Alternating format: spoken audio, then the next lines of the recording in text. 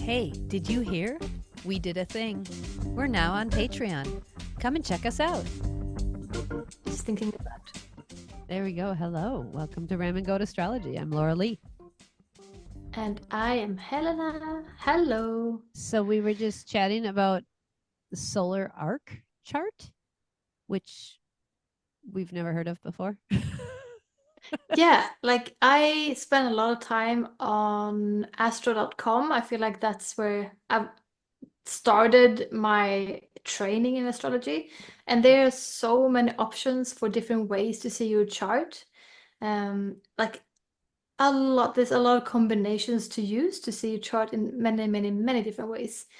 And I've seen this thing called solar arc direction.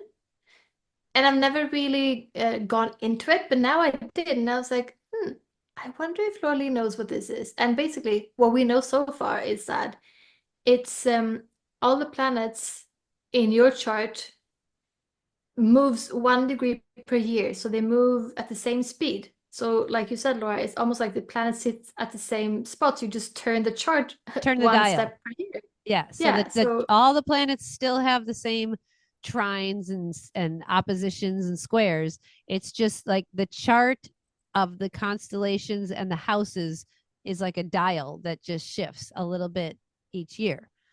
It's really interesting to see your yeah, chart, like everything in the same spot, but not the same signs or the same, right. So I'm energy wondering that if way.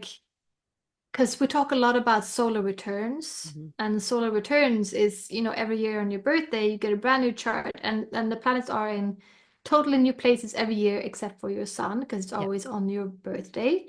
And that really affects the year for you. Yes. It's like a flavor, like your lesson for the year. Then there's something called your progressed moon that you also look into a lot. And that's just the moon moving one step per month Yeah. in the chart. And that is also and it stays in each sign for 2.5 years. So that's also like the flavor for your life at the moment. And now it's like solar arc direction. Yeah. So I Is looked it this up. You like, want me to read it? yeah, Okay. please. So this is What is Solar Arc by Pat White. So it says solar arc direction is one of the oldest predictive techniques in astrology. It's defined as the difference between the position of the progressed sun and the natal sun on any particular day. This arc is then added to every planet and point in the chart. The arc is approximately equivalent to the individual's age. However, note that a person born in the summer will have a solar arc that is somewhat less than their age, and conversely, a winter-born individual's solar arc will be greater than their age. When a solar arc directed planet makes an aspect, especially a hard aspect, to a natal planet, some event or transition is likely to occur. Okay, so they're taking the solar arc chart and laying it on top of the natal chart. And when the planets from the natal and the solar arc chart have a conversation, there's something to take note of in there. Does that make sense? Yes, yes. I'm just thinking about like um how is this tangible for me? Because I feel like with solar returns, I Right. feel the energy. Like this is on my birthday. The energy that is in the sky at the moment is what is sort of absorbed in me. But Yeah. with this, I'm like, but how What do like I do with this? mathematically, like how is it really? Like I see it on a chart. It's these thing points are moving, but it seems very surreal and like very abstract. Yes, this feels abstract to me. It says using solar arcs like secondary progressions. There are two ways of using solar arcs. Some astrologers treat them like progressions, noting when solar arc planets enter new houses or signs and when they make aspects to natal planets. So when you use aspects from solar arc directed planets in this way, one peculiar thing happens. Around the age of 30, each of the solar arc planets and other points makes an exact 30-degree aspect to its own position at birth. Similarly, around age 45, all the solar arc planets are in a 45-degree aspect to their own natal position. And around age 60, they're at a 60-degree aspect, etc. So that's interesting. It kind of explains some of the big life transitions people go through at those ages as well. Interesting. Yeah. So what does this mean to have a day when your solar arc planets and other points are making the same aspect to their natal position? It would certainly cancel out the effect of the individual aspects. Instead, it's as if, for a brief time, your natal chart is operating at double strength.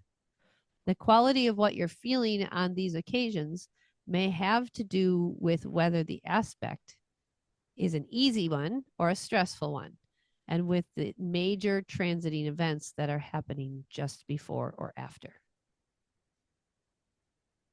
All right. Wait, what? Yeah, I know. I'm like, wait, my brain's like, I gotta hang on, I gotta wrap my head Yes. around what I just read. Hmm. So when you have one of these particular moments in time where the solar arc chart is having these conversations with your natal position, it feels like it's going to cancel out the effect of the individual aspects. So for this brief time, your natal chart feels like it's operating at double strength. Interesting. It's funny, like I've never heard another astrologer No, me neither. ever talk about this, and yet it says, I mean, it says it's one of the oldest techniques, but it's not saying that it's one of the most used ones. Just that it's one of the oldest. I mean, that yeah, I'm not like fully on board with this yet. No, I'm not really understanding this. This article gets deeper and deeper and deeper, and you can it Yeah. talks about using them in relationships and using solar arcs in forecasting. So it goes on and on and on. I feel like, and using solar arcs in a classical way, I feel like my brain, first of all, needs more sleep. And second of all, I need to like study this. This is one of those things where it feels real abstract, and it's going to take a while for my brain to grasp it and be able to explain and regurgitate it. Yeah. Yeah, definitely. Because there's a reason I really love astro.com. I feel like the astrologers who are running this thing and who are working with it are very talented and know what they're talking about. So I'm like, okay, this solar arc choice is here. So there must be a reason for that. But I also think that there are so many ways to use astrology that, like maybe we're not meant to use all of them, Right. It is interesting to look at my solar arc chart though. So I'm staring at mine right now, and I'm noting some of the things, right, of what's going on. So apparently I'm recently a Leo rising, 0-degree Leo rising. And, I'm looking at my Chiron just would have been, I guess Cancer would have, because it's the constellations that shift this time versus the planets. So yes. It's tripping my brain up a little bit. So now Chiron for me is at 1 degree Cancer in the solar arc chart. So I'm trying to like feel what that would look like and if I've noticed changes around these particular things. And I definitely have. But I don't know. I'd have to really dig into this more. This is intriguing. Yeah. I have let me see, my solar arc direction, Venus, is right now exactly on top of my Mercury, my natal Mercury in Cancer. Okay. Yeah, so I'm not so sure because this will sit here for a year because the solar arc direction planets, they move one step per year. So I guess for this whole year, my values and the way I communicate and process information will be like influenced by each other, or like my way of thinking will be way more value based, I suppose. Yeah. But absolutely. I'm just, That makes sense. Well, or the way you speak, could just in general be kinder or softer, or when you merge Mercury and Venus together, I start to think about those energies of like being more vigilant or aware of the words that you use, and maybe speaking kinder to yourself. Or I feel like there's like a softening or a kindness instead of a maybe removing judgment or projecting shoulds onto Yeah. yourself. Maybe, being more compassionate in your thoughts. I don't know. Does that sound about right? Sure. Yeah. Yeah. It's interesting because I'm just in my brain now trying to calibrate Yes. how heavy, like how much importance this has, because I feel like Right. I sort of know how much my solar return chart affects me. I know how Yes. much the progressed moon affects me. But with this, I'm not sure like how strong the influence is, you know? Well, I'm curious because it talks about a lot of prediction stuff, right? So this is like apparently used in predictive astrology quite a bit. So Hmm. when I'm looking at it, I'm looking right now, my solar arc Venus is at 3 degrees Aries, and right behind that is my MC at 2 degrees. Well, my sun sign, natal sun, is at 8 degrees Aries. So in a few years, Venus solar arc will be on top of my natal sun. To me, that feels like my identity and my money and relationships and all of that will be more in alignment, or more, I don't know, like focused. Mm. Like for you, you've got Mercury and Venus, right? That so these the thoughts and the values aligning, where this would be identity and values aligning. I don't Mm. know. And then Yeah. of course career is right behind there with it, the MC. So I could see that happening for sure. And I'm about to go into a uh in about 6 months, I'm about to move into a Capricorn progressed moon for 2 years, which would then be the entrance into this Venus Sun alignment. So it feels aligned as far as like Capricorn is the workhouse, and it's really Yeah. moving forward and being structurally diligent. And I can see where in a couple of years, when these Venus Sun line up, where that would be a predictive thing for money and wealth and like the things we've been working on, right? The working Mm. towards. So maybe the sun will shine a light on my money and good fortune. I'm Mm. hoping. Okay. Yeah. I'm intrigued to like read more about this Me because too. I feel quite skeptical. I don't know why. I just feel, but of course I know why, because I don't understand it yet. So with everything I don't understand, I'm like, oh, I'm a little bit skeptical. That makes sense. Um, yeah, but also like we don't talk so much about the progressed moon. But you just mentioned that your progressed moon is moving into Capricorn Mm-hmm. soon. And that's like a 2.5 year situation that the progressed moon moves around the whole zodiac. Yep.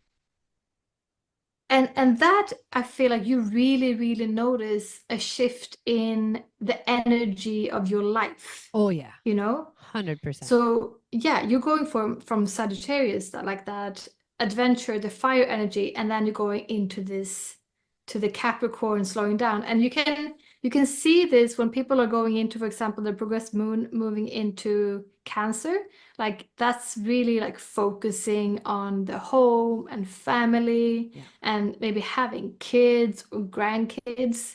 Uh, it's really interesting because that's something I feel like is very tangible. You can really feel it and see it in your Yes. chart and in your life. Yes. And it's a longer time period as well. So you really have changes and shifts in that area of your life. So yeah, for those of you who didn't know what a progressive moon is, that's sort of what it does. It just changes your focus. Like this is where the focus will be for the next 2.5 years. Mm-hmm. Especially emotional focus. I know when I was in my Scorpio progressed moon, so I've got a sweater on today, and like when I was in my Scorpio progressed moon, I just wanted to like bury myself inside of a sweater and like not come out. I felt very like in a hermit hole, or my Scorpio hole, right? It was really a tough energy for me in general. Mm. I don't typically enjoy that kind of energy. And it was really, really tough. And we lost a lot of loved ones at that time, a lot of animals. I Oh, also got right. pregnant with my daughter and had a baby. So it's not all bad, but it was intense. And Mm. I felt it about 3 months before I shifted into Sagittarius. I could feel like if I was on a roller coaster and the roller coaster had been down under the ocean for 2.5 years, I could feel the ascent coming out of the ocean and then like just like launching into the sky with fireworks when I hit Sagittarius progressed moon. And I was like, yes, I'm out of it. Yeah, I made it. Finally. Oh, it was Yeah. rough. It was rough, but my husband's about to enter his Scorpio progressed moon like next month. And I'm a little bit nervous All right. because it's Pluto is at 29 degrees Libra and then Scorpio, and then Saturn's at 2 degrees Scorpio. So Mm. he's going to have these kind of bam, bam, bam. And I feel like I can feel it, Yeah. but I don't know how it's going to manifest, but I can feel it coming. So Yeah. we'll see what shows up here.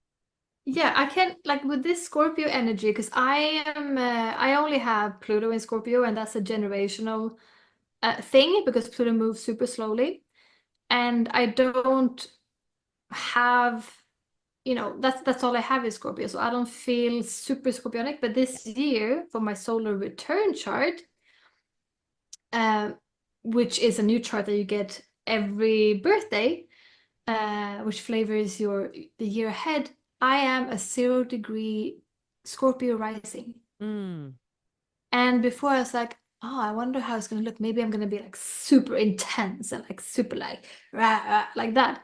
But no, I am in my hidey hole. Like just like you said, like I just want to hide. And I think we talked about the other day, or we were talking about something, and then I was trying to explain to you how I've been feeling lately, that I've been like really dodging people and like even like dodging texts, like not really wanting to be there, and that I don't really feel like I exist in the physical world. Like I just feel, and I guess that's my Scorpio Yeah. rising. Yeah, it And is. yeah, and the 0 degree thing, I feel like a 0 degree Scorpio is a very intense point, but not like intense such as like owning that energy, more like a very Confusing. raw, yeah, could be confusing because I haven't, learned it so much yet, but also very raw and vulnerable sort of position Yeah. for that Scorpio energy. And that's exactly how I feel. Like I just feel uh, like a little overwhelmed, You know, sort when of, you and like, first jump into a pool or a body of water that's really cold, that initial plunge, I feel like that's what a 0 degree Scorpio rising would feel like. Is this initial like mm, right? Like going from Libra, which is like pleasant and easygoing and happiness and whatever, into the next sign of Scorpio, it feels like someone kicks you off the dock and you jump into the cold pond and sink mm. to the bottom and you got to live down there for a while. Yeah, yeah. And I feel like if I didn't know that about my solar return chart, I would be very confused and probably honestly a little worried Yeah. about myself. Yes. Uh, but Yes. now I'm just sort of like, okay, it's the Scorpio energy. And I just have to roll with it. And it's like I just know that this is what I need to do now for this year, and it's fine. This is the It's assignment. hard. I keep telling Yeah, myself, it's this is the tough. assignment. I'm supposed to be learning something. Am I passing the test? This is the assignment. I'm getting graded on This this is the right now. assignment. Yeah. I'm Yes. telling you, Helena, having knowledge of solar return charts and progressed moons, progressions in general, has been a life changer as a parent. Knowing that Mm, my kids, I've my two oldest, their progressed moons and their solar returns, both of them this year, they're both Pisces rising. Fantastic. Okay. Great information when they are constantly checking out of reality and drawing in their bedroom till 2 a.m. And I have to wake up and be like, what are you doing? Oh, hmm sorry, I'm drawing. It's 2 a.m. what are you like? I get this is a Pisces thing to do. Like, I get it. And Yep. go to bed. Right. So my brain is like, this is such a Pisces rising thing to do, to stay awake Mm. and draw for hours and just check out in a dreamland. Get lost in it. Both of my oldest kids are in this. Now, my firstborn has Saturn as the first planet in Pisces. My secondborn has Neptune as the first planet. Very different in the way they show up. Oldest, he's showing up in a more mature energy of like, okay, folks, we're in the fog, but stick next to me. I'll get us through this, right? And Saturn is like the leader of his chart, and he's got all the planets lined up and organized, and they all have a rope, and they're not going to get lost in the fog. Gertie's leader of her planet or her chart is Neptune, and Neptune's not a great leader in the fog. He just kind of melts. Neptune is the fog. He just melts into the fog. And all the rest of her planets are like, where are we supposed to be going this year? And Neptune's like, just do your own thing. It's okay. And it's so fucking frustrating. And at the same time, my mom brain keeps going, this is their assignment. They have to learn how to work through the fog and pull the artistry out of them. And like, this is their assignment. Your job is to make sure they don't fall off a cliff while they're wandering through the fog. Like, yes, my job is just like kind of keep them on the path, sort of ish, right? And guide them, and help them understand why they feel a little spacey, why they're extra tired this year. But both of them are also going through puberty. They're 15 and 12. So thank goodness they're both Pisces rising, because otherwise that would hurt physically if they were like a Capricorn rising. That would hurt. They would have growing pains really bad. But because it's Pisces, they're able to like fluidly stretch and grow and go into their next body without the pain, which I'm like, hey, that's actually kind of cool. I like that.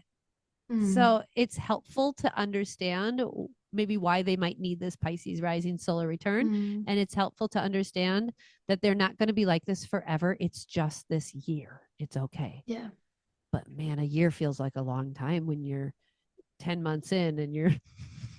I mean, I guess it's sort of perfect to learn so much about a totally new energy because, like you said, like this was their turn to learn this energy now. And like for me with the Scorpio, well, now it's like it's the absolutely right timing for me, obviously, to learn that Scorpio energy. And also because it's a year, it does take some time getting used to. Now I'm 3 or 4 months into my solar return chart, and the first 6 months are the more uncomfortable ones. It's like getting a new pair of jeans without stretch, and you're 100%. like, they're not really quite fitting. And then after like 7 months of wearing them every day, you're like, oh, they fit like a glove, you know?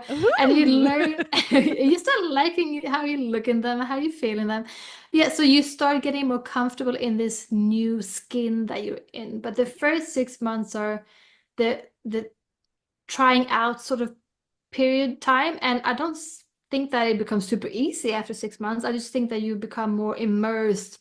You learn how to express that energy more comfortably.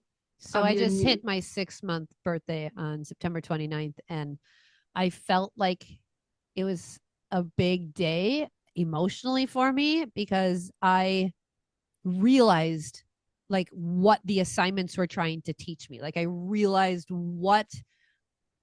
why things were so intense in these specific areas to shake me up so that I could really do next year's assignment. And I do think it's important to look ahead at next year's assignment and just get a little flavor, because for me next year, it's really about taking care of myself, like deeply doing self-care that I've been putting off or giving to my children or my career because that's what needs my attention right now. So this year's assignment is lots of energy in career, 10th house, and lots of intensity at home with my moon and Scorpio in the 4th house. And I was like, oh, I can feel it. 10th and 4th and 10th and 4th and 10th and 4th, right? Back and forth. And then I looked at next year's chart and I hit that 6-month mark.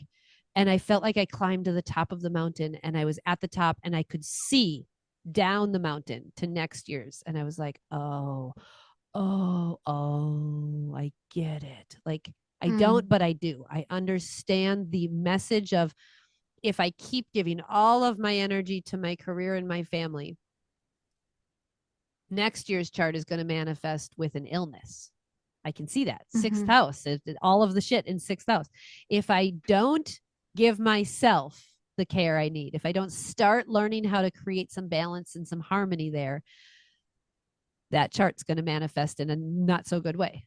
If I do see the assignment and I do recognize where a better balance is and where I have to really pull back or cut back or slow down, then that chart will look amazing, and I will be able to manage and do self-care and be healthy and be of service to others in a really wonderful way.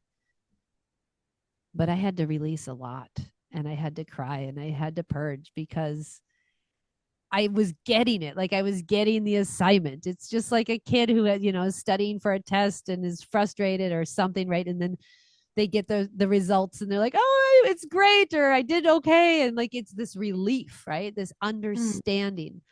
And this past weekend was a major understanding for me of like what I am supposed to be learning and why, and like what the reasons are. So around the 6-month mark for me, it hit with, this is the reason you're learning this stuff. This is the reason for that intensity and that intensity, because next year we're going this route. And I'm like, oh.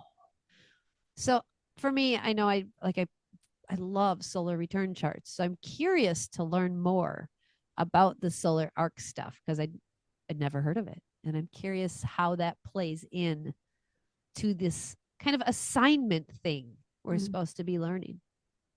Yeah, because that's also like, it's not as a dramatic shift every year, because it just moves one step per year, one step in the zodiac. So it could mean that it's still in the same house, still in the same zodiac sign as the last couple of years, but it also lends something new. Yes. I suppose. But yeah, solar return charts, I think, and I think a lot of people are very intrigued by them. Remember our second episode, we did a solar return chart for me. Yes. Yeah. And that is still like one of the most listened to episodes.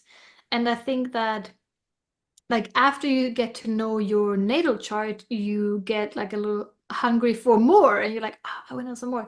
And then the solar return chart is like a natural next step, Yes. I feel like. Yes. Yep. And then after that, I would say progressions, and getting into the progressions, and now the solar arc, which is connected to progressions, because the solar arc chart, the sun in that chart is the same as your progressed sun. So there's the connection there that I need to study more and see like how this all works. But I'm curious to learn more, for sure. There's always more to learn in astrology, always.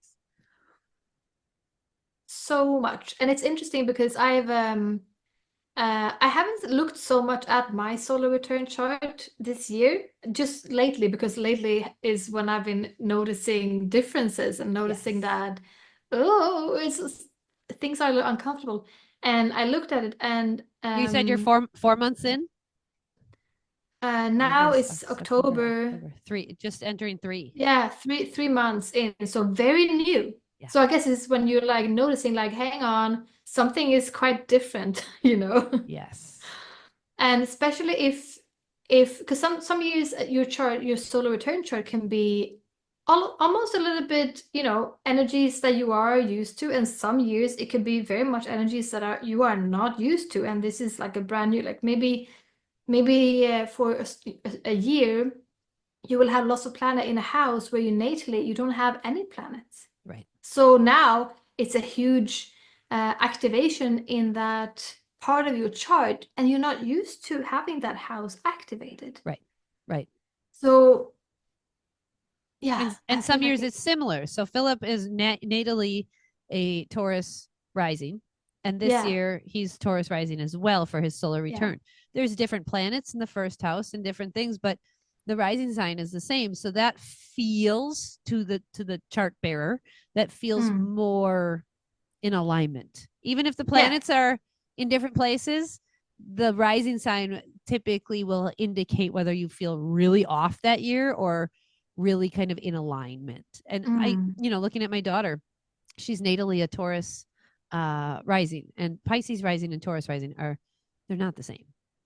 Taurus No. knows what's happening. It's very steadfast. It's very controlled. And Pisces is not any of that. So it would make sense that this year would be a bigger struggle for her as she tries to navigate through the fog and not know what's coming. And do you talk to them about the solar? Because I know you talk a lot of astrology with your kids. Yeah. Do you also talk about their solar returns? Oh, frequently. In fact, it's the top thing that comes up to the surface when I'm feeling frustrated with their behavior. And I'll have to remind them, hey, remember when we did your solar return chart? You should go back and listen again, because I'm pretty sure we talked about you not excessively checking out, even though I know that's like what you want to do, but you have to like pull yourself back in and work on being focused. So I utilize that in our parenting conversations when I'm feeling frustrated, of like, hey, you've been out on this hammock now for about 2.5 hours in your imagination land, just talking to yourself and swinging. And while it's adorable and I love it, and I'm so glad you have the ability to do that, you need to go get the vacuuming done now. So I'm like, I entertain that part of them, and I'm like, yes, I see this, and reality check. Wake up from your dreamland and go vacuum. The first things I always look to in my solar returns is like, am I gonna travel this year? Because I really love traveling. And I remember last year's solar return chart, I had, I don't remember how much. I had maybe 2 or 3 planets in Sagittarius. Yeah. And something in the 9th house, something like that. And I just knew like, okay, I'm gonna be traveling, and I did. I traveled You did. lots. And yeah, like really lots. And this year I have my son in the 9th house. But nothing in But Sag. but nothing in Sag. No, no. Are you seeing it? I am. Yeah. Uh so and I actually I'm not so sure if I'm gonna be traveling as much as last year. I think I might be using another part of the 9th house, which is when you, because it's 9th house is a lot about it's about exploring. So that could be traveling. That can also be like exploring your mind, Learning studying. Yeah, philosophies, exactly. exploring even things like traveling metaphysically, right? Through meditation and hypnosis. That could look like that too. Yes. That actually, if I were to, I'm looking at your solar return chart right now. So your sun is at 4 degrees Leo in the 9th, and Pluto is at 0 degrees Aquarius in the 3rd. So they're opposite each other. So if you were to really take that a step further, it does look like maybe exploring just mind altering things, or, things like that, exploring different ways of thinking and understanding things. When you look at 3rd houses, understanding and thinking. So I think Pluto might be encouraging you to try going deeper into different kinds of hypnosis, or maybe trying some psychedelic somethings, or just exploring differently.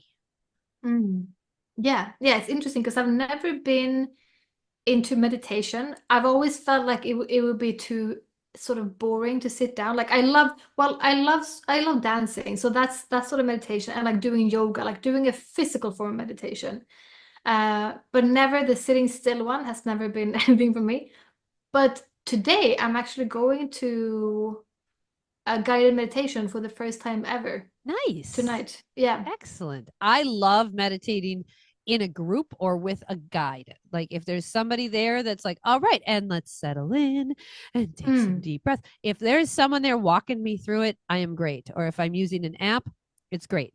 If I need to just go out in the woods and do it myself, nope. Nope.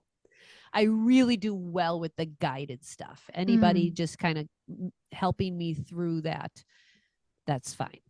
But if I have to sit quietly by myself, like by myself. Yeah. So maybe that's where I've been. Yeah. So maybe this is exactly what I need. And this is how I will like get into it. So have you looked at your chart? You've got your 0 degrees Scorpio rising. is square to your 0-degree Pluto Aquarius. So I think that could be part of the not wanting to answer things, not wanting to talk to people, because there's this inner tension. And third house is communications and talking and interacting and friends and gossip and right.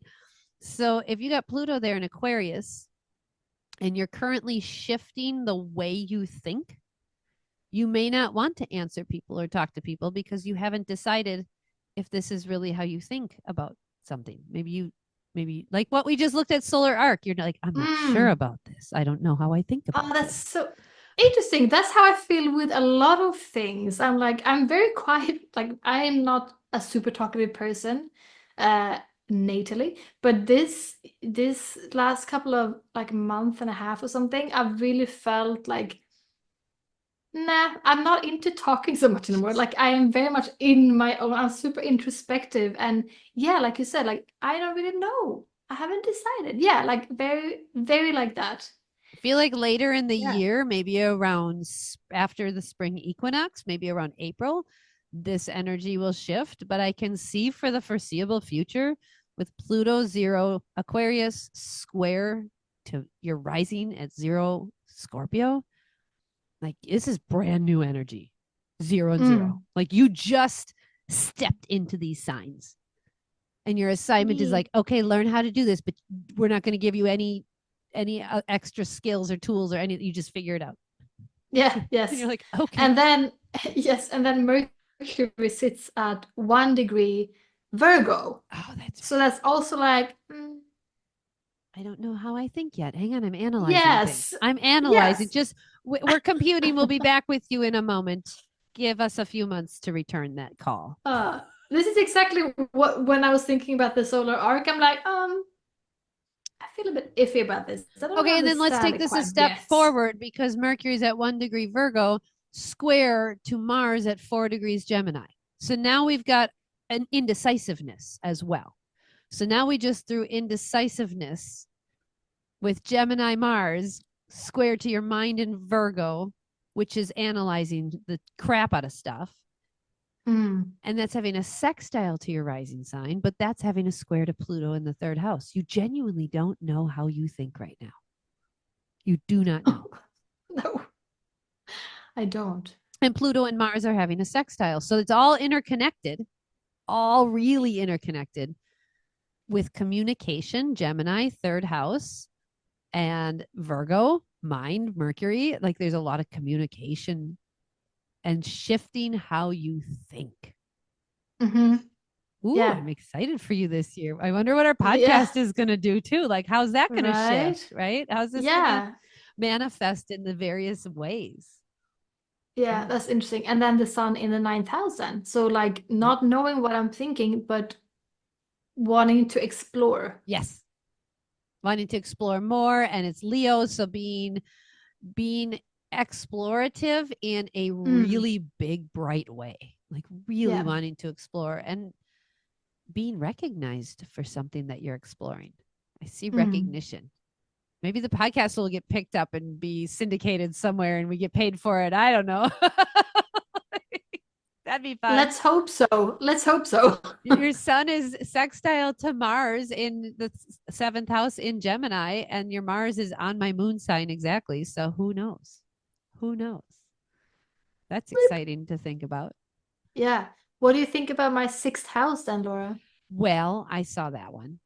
And I saw Saturn in your 7th house, or I mean 5th house of play and fun. And I have that natally. And so I always feel bad when people get it in their solar return because that's not an easy one. I've learned how to I've learned how to work with it natally, but I feel bad for people who get it in their solar return. Saturn in the 5th house is the stealer of fun. The Grinch. He's the Grinch of fun. My kids will be laughing and playing and having so much fun, giggling, and I walk in the house and I was like, "Are your chores done?" It's the first thing, and I recognize it and I see it, and then I hear someone go, "Laura, lighten up." I'm like, "Yeah, I know, I'm working on it. That's Saturn, man. It's gonna take me a while." Yeah, it's just the stealer of fun, and because it's in Pisces, I feel like I don't want to say your creativity's almost being taken away from you this year. But your creativity feels like it's kind of being taken away from you this year. No, I feel it. I feel it. I wrote a sentence the other day in my phone about being less creative because I am getting also trapped in like scrolling. And I feel like the more input in my brain, the more I'm just you know getting filled up with information from all sides and corners. Yeah. I can't create. That makes a lot of sense. A lot of sense. Yeah. Because that would definitely be whatever Saturn touches, he removes the energy around the thing he touches or around the house that he's in. He removes, he causes limitations. He makes you work for it. He makes you work for it. Fifth house is creation, hobbies, procreation, just anything to do with childlike activities. So when he's hanging out in the middle of the fifth house, yeah, it's almost like the thief of your creative abilities this year because your attention needs to go elsewhere. Right? It's like that's not what your focus is. You definitely need to work on being mature in this area. And if you are going to be creative, it better be for a purpose. It better be for productivity or making money or something, making babies, whatever it is. It better be for a purpose, right? Saturn's very purposeful. So if you're going to do creative stuff, it better make sense what you're doing that for. So the fifth house, as soon as I saw that, I was like, oh, sorry. You're not, it's not that you won't be creative. It's just that it's going to be harder. And then sixth house, as soon as I saw Chiron at 23 degrees Aries and your moon at 26 degrees Aries, I was like, oh, this looks like your core self-esteem wound being really touched emotionally. Like you're gonna feel emotionally vulnerable around like good enoughness or do I know how to do this? I want to take action on this because it's Aries, so we want to take action, but I don't know. Should I? Do I? I don't know. Right? Aries is fun and play, and then we just talked about Saturn in that kind of playful, pulling energy back, and then Chiron's going to make you question the action that you take. Yeah. I feel like that could be some challenges when it comes to you wanting to explore with your Sagittarius or your ninth house sun sign, right? The Sagittarius energy. Chiron will go, oh, that sounds fun, but I don't know if we should spend money on that, or I don't know if we should take the time to do that. We probably should go help our friend move, or we got to go make dinner, or we have to be of service to somebody, right? Yeah. No, that's so funny because the other day I told my boyfriend, like, I am gonna, for 1 year, not buy a single new piece of clothing. Like, I really feel like I love to put some restrictions on my life right now. Like, I am up for that. So that's interesting. But also, last year I had some weird stuff with my stomach that actually made me go to the ER. And it was not like a big thing, but it happened. So there is something going on. And I don't have so much in my sixth house natally, but here I have the moon in my sixth house, and the moon is my stomach. Yeah. So, and the sixth house is a house of health. So here, when I see this, angsty. Like that was the energy when you were just talking about it. I was like, oh, angst. Yeah, because of Aries, right? Yeah. Yep. Yeah. And heat. So there's always inflammation whenever there's Aries or any of the fire signs. You can guarantee there's going to be inflammation and heat or irritation, right? So this would be where you would support your gut health. You would get probiotics for sure, right? Get all of the good guys supported so that they can take out the bad guys as needed, right? And anything to lower your heat or inflammation. So watching your sugar intake, maybe cutting out dairy or any kind of like mucus producing stuff, right? So this would be everything about your sixth house is Aries, your whole sixth house is Aries. So it just looks like do everything you can to keep the heat down in your body, in your mind, in your auric field. Like go swimming a lot, take baths a lot, drink a lot of water, a Mm. lot of water, a lot That's of so water. funny. I've been so thirsty Drink lately. a lot of water. Yes. Yes. My Because of the heat goodness. and especially emotional heat, right? I Yeah. could see you getting really emotionally heated more than normal this year and getting really like spicy and fiery. And all of a sudden you'll say something to your partner or your parents and you're like, ooh, I don't normally do Yeah. that. I've been Okay. waiting for that. It hasn't happened yet, but It I've been will. waiting because when I saw it, I'm like, oh, this is gonna be interesting because I'm a natal moon in Capricorn, so I'm like almost a little bit excited to bring some, you know, Bring heated some discussions to the spice. table. Yeah. Be like, watch out, this is Well, a new girl in town.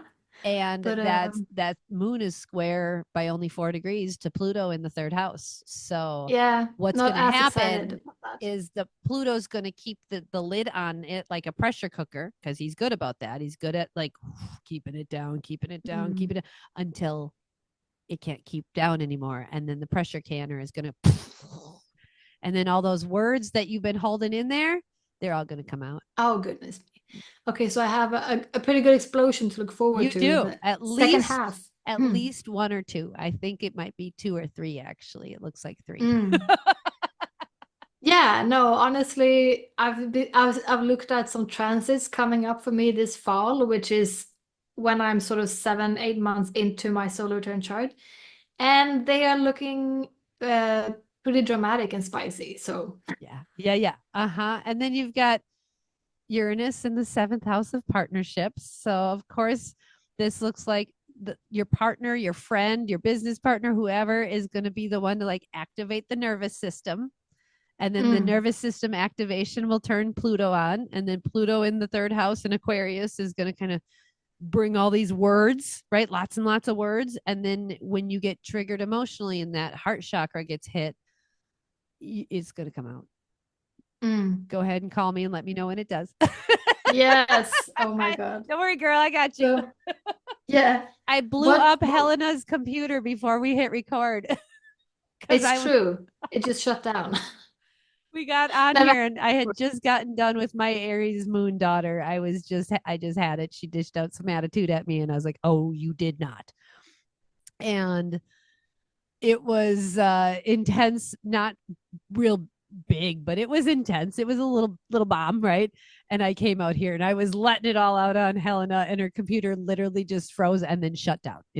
Yeah. It didn't have the It bandwidth it to handle me. it went Scorpio. It went like just We're out. gone. We're out. She's Yes, too much. yes, I yes. wasn't prepared for that energy shift. So, what would you say, like, for the people who's never looked at their solar return chart before, if you Yeah. could pick out, like, because there's so much going on. Like, So when much. you're talking about my chart, it's, you're looking at the aspects and the relationships, and that's what astrology is. But for a beginner, Yeah, good what would question. be like the like two or three Hmm. things to look at? So your sun will always be in the same place your sun is. So you'll always be a Leo sun sign with your solar return or whatever your sun is. So the key would be to look and see which house your sun is going to be in because that's where you identify, right? That's the Mm-hmm. identity of the house. So is the house going to be parked this year in the area of life of higher education and learning and philosophy and travel, ninth house, or is it going to be parked in the 12th house of I want my bed and go to dreamland and do art? Which area of life is the identity or the house going to be parked in this year? Once you understand that, then you can kind of get a feel for, okay, here's kind of the focus of my identity this year. And then Mm. you want to look at your rising sign because the focus of your identity will be filtered through the rising sign. So, okay, so here's my house is parked in, I'm just using your chart, in the ninth house of philosophy and travel and higher education. But that is going to be filtered through a brand new Scorpio. Okay, so I'm going to want to learn, but maybe I don't want to tell everybody what I'm learning. Maybe I want to keep it secret. Maybe I want to just do my learning in the background and just be real subtle about it. Maybe Maybe I'm gonna go do some. I feel so secretive this year. Maybe I'm gonna go do some psychedelics, but I'm not gonna say anything to anybody, right? It's gonna be all like filtered through the secretive, powerful, intense sign of leave me alone. I'm doing my own thing, right? So Mm, even though you're big, bright Leo sun, it's filtered through like really, really dark tinted glasses, really dark tinted that nobody can see through, right? So those things I think are the most important when you're looking at a solar return. What house is your identity sitting in, your sun sign, and what's your rising sign? Like mm-hmm. those two, if you know those two, you'll be like, okay, it's all right. Just knowing my daughter is a Pisces rising this year and my son is a Pisces rising this year, I'm like, we can do this. We can do this. They're just Mm, fish swimming around in the pond. Don't chase them, Laura. Don't just sit on the edge of the pond and wait for them. Right? Just wait. yeah. So then I would say after that, you'll want to look at the moon. And because the moon does shift signs, it shifts everything. So even Yeah. if you're natally a Capricorn moon in the 12th house, this year you're an Aries moon in the 6th house. That's Totally about different. as different as you could get. That's really about as different as you could get emotionally. And knowing that if you do not process your emotions, you will develop health issues. Like a health Mm, issue will show up if you're not dealing with the heat or the fire or the intense emotions that bubble up inside of you.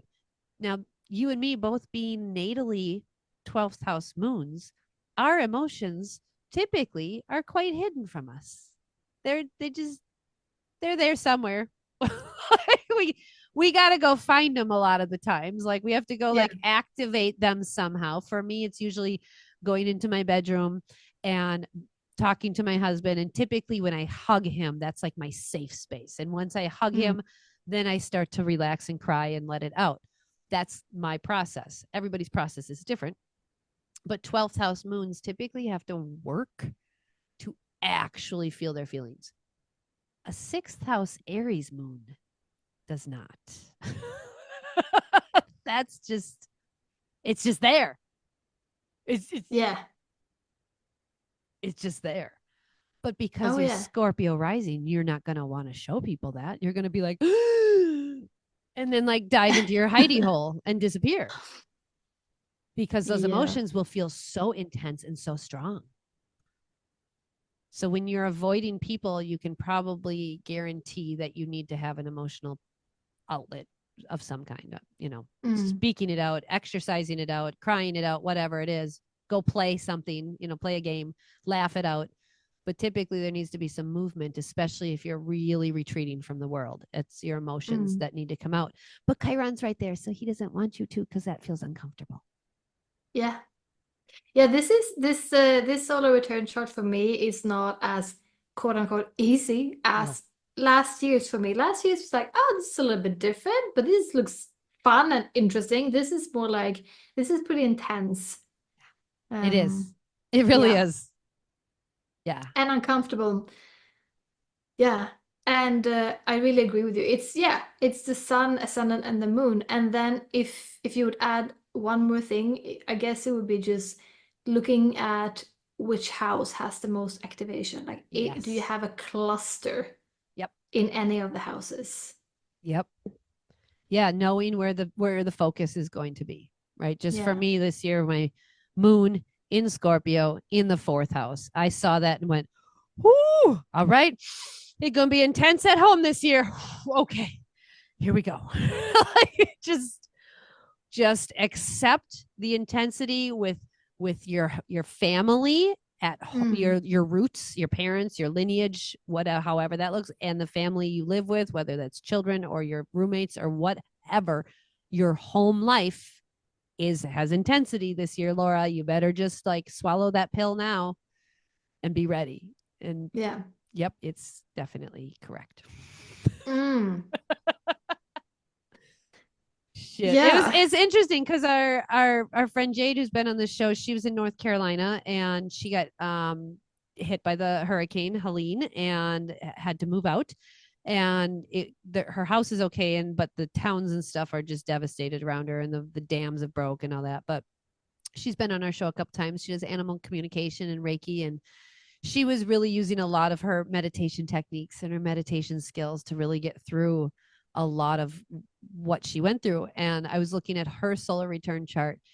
And after the hurricane and after everything, and after she ended up moving back to Wisconsin and all that, I looked at it and went, oh, well, I can see the intensity with home life changing and all that, but I couldn't have predicted it would be a hurricane that would knock you out of In there. what way? Right. But I could see that your home life was going to be uprooted this year. I could see that. And I remember talking to her about that. And the way you make money and the way you do all the things is going to have an intense shift.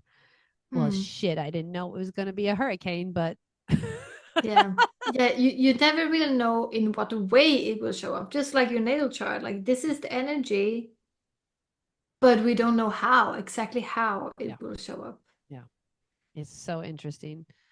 So these solar arc charts, back to that one up at the beginning we talked about, I'm super curious about learning more, and I would love to dive in because, again, there's so much out there, whether it's with Vedic astrology or whatever. So if you guys are interested in learning more with us, we'll keep diving into all of the weird shit and all of the different charts and keep exploring it with you because it's never ending. It's never ending. I mean, there's Chinese astrology and Vedic astrology and various forms of Western astrology, and it's so intriguing. So we'll have to do some more episodes on these and go in deeper into the various different things that we find. I'm up for that. Awesome. Well, thanks for listening, everybody, to our ramble today, and hope you join us next time. We can't wait to have you back. And if you want to support us, check it out and buy us a tea or coffee. You can support us financially, or else just share the show with somebody that you think would love it. We would appreciate that so much. Awesome. Take care, everybody. We'll see you next time. Bye. Thank you for joining us on this episode of Ram and Goat Astrology. You can support the show by buying us a coffee or a tea. Link in the show notes. Your financial support means the world to us. Join us next time.